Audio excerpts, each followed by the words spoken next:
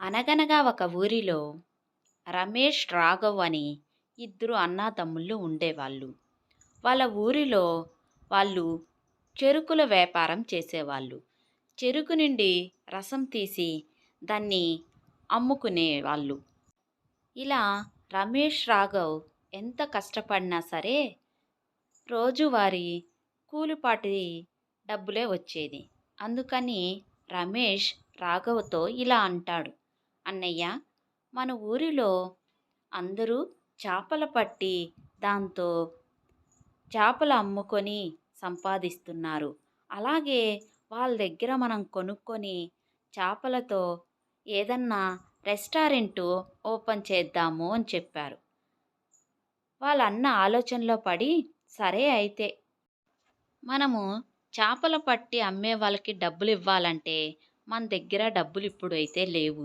అందుకని నేను మీ వదిన చేపలు పట్టి వచ్చే డబ్బులతో చేపలు కొని వాటిని రెస్టారెంట్‌గా ఏదైనా పెట్టుకున్నాం అన్న తమ్ముడితో.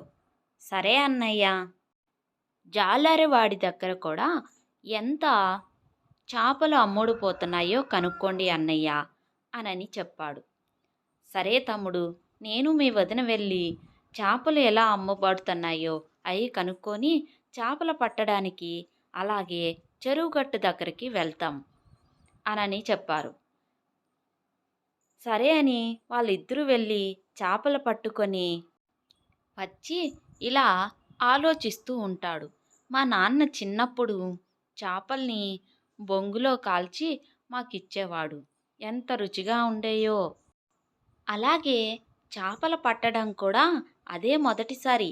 మా నాన్న ఎన్ని రకాలుగా చేపలు పట్టడం నేర్పించాడు. అప్పుడు గాన నేర్పించకపోతే నేను ఇప్పుడు చేపలు పట్టేది కూడా నాకు రాకపోయేది. అందుకే మా నాన్నంటే అంత ఇష్టం అనని చెప్పి మనసులో ఇలా అనుకుంటూ ఉంటాడు. అంతలోకే తమ్ముడు వచ్చి, అన్నయ్య, చేపలు పట్టారా? మనం ఎప్పుడు వెళ్ళే చెరువులోనే పట్టారు కదా. రేపటి నుండి మనం పని మొదలు పెడదాం. మనకి చేపలు పట్టి అవి ఎలా చేయాలో నాన్నగారు చెప్పారు కదా. అలాగే వదిన దగ్గర మీరు పట్టిండే చేపల్ని ఇచ్చి చేయమని చెప్పండి అనని చెప్తాడు తమ్ముడు. సరేరా తమ్ముడు, రేపటి నుండే పెడదాం అంటూ పెట్టాడు. మొదటిగా వాళ్ళ నాన్నకి పెట్టారు. నాన్న, బాగుంది నాన్న, ఇలాగే నువ్వు అందరి దగ్గర మంచి పేరు తెచ్చుకో అని దీవించి వెళ్ళిపోయాడు. తర్వాత అందరినీ అన్ని రకాల వంటలు ఉంటాయి. ఇక్కడ పకోడీలు, బజ్జీలు, బోండాలు, బిర్యానీలు అన్నీ దొరుకుతాయి అనని చెప్పి, అలాగే మీకు ఎలాంటి వంటలు కావాలన్నా మాకు చెప్పండి, మేము చేసి పెడతాము. అలాగే దానికి తగిన డబ్బులు కూడా తీసుకుంటాము అని చెప్పి వంట దగ్గరికి వెళ్ళిపోయారు. తర్వాత అన్నాతమ్ముళ్ళు జాంగ్రీలు, సమోసాలు, బజ్జీలు, కోడిగుడ్లతో ఆమ్లెట్టు ఇలా బాగా చేస్తూ చేస్తూ వాళ్ళకి వాళ్ళు పెట్టిన పెట్టుబడి వచ్చేస్తుంది. ఇలాగే మనం కష్టపడితే ఇంకా మంచి హోటల్ కూడా పెట్టచ్చు అనని ఇంటిల్లపాది మాట్లాడుకొని ఇంకా వచ్చిన కస్టమర్లకి ఎలాంటి ఫుడ్ కావాలన్నా సరే వెంటనే చేసి పెట్టడానికి చూసేవాళ్ళు. వాళ్ళు పడిన కష్టానికి ఫలితం అనేది దక్కింది. మన బిజినెస్ బాగా నడుస్తుంది కాబట్టి మనం ఏదో ఒక రోజు పేదలకి యాపిల్ పళ్ళు దానంగా ఇద్దాం అనని అనుకున్నారు. సరేలే అనని వాళ్ళు వచ్చిండే డబ్బులల్లో కొంచెం కొంచెం కూడబెట్టి అనాథ వాళ్ళకి ఇవ్వాలని ఆ రోజు రానే వచ్చిందని బండి తీసుకొని రమ్మని దాంట్లో యాపిల్ పళ్ళు కూడా తీసుకొని రా అని చెప్పాడు తమ్ముడితో.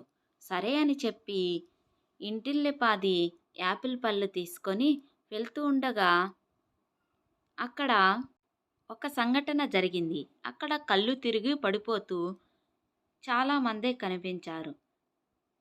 అన్న తీసుకెళ్ళి అక్కడ నిలబెట్టి, "మీకు ఏమిటి సమస్య?" అని అడగ్గా, "మాకు తినడానికి తిండి లేదు. పెట్టేవాళ్ళు కూడా ఎవరూ లేరు. యాపిల్ పళ్ళు మీలాగే తెచ్చి ఇక్కడ అమ్మేవాళ్ళు" అని చెప్తాడు వాళ్ళ అన్నయ్యతో. సరే అని చెప్పి ఆ రోజటి నుండి వీళ్ళకి యాపిల్ పళ్ళు వద్దు, అన్నదానం చెయ్యాలని నిర్ణయించుకున్నాడు. మనము ఎక్కడి నుండి వచ్చామో గుర్తు తెచ్చుకుంటూ మనలాగా ఇంకెవ్వరు ఆకలితో బాధపడకూడదు. చెరుకు రసం అమ్మేటప్పుడు ఎన్ని రోజులు కడుపు మార్చుకొని ఉన్నామో మనకు తెలుసు. మనము ఈసారి బొంగులో చికెను అమ్మి దాంట్లో లాభాన్ని దాచి ఉంచి మిగతా పేదలకి అన్నదానం చెయ్యాలి అనని అనుకుంటారు. సరే అని చెప్పి చెరుకు రసం అమ్మే బండిని కూడా అమ్మేసి అన్నదానానికి బదులుగా పెద్ద ఆశ్రమమే పెట్టి రుచికరమైన వంటలు పేదవాళ్ళకి అందచేశారు అన్నాతమ్ముళ్ళు. అప్పట్నుండి చేపలు అమ్మిన డబ్బులు కూడా ఆశ్రమానికి అందజేయాలని అన్న, తమ్ముడు, వదిన అనుకుంటారు. అలాగే నిత్యం వాళ్ళకి ఎలాంటి అవసరం వచ్చినా వాళ్ళే చూసుకుంటారు. వాళ్ళకు వచ్చిన దాంట్లో కొంచెమైనా ఆశ్రమం కట్టి పేదవాళ్ళని ఆదుకున్నారు. ఇలాగే మన సమాజంలో ఇలాంటి వాళ్ళు చాలామంది ఉన్నారు. వాళ్ళను కూడా మీరు ఆదుకోవాలని ఆశిస్తూ మరో కథతో మీ ముందుకు వస్తాను.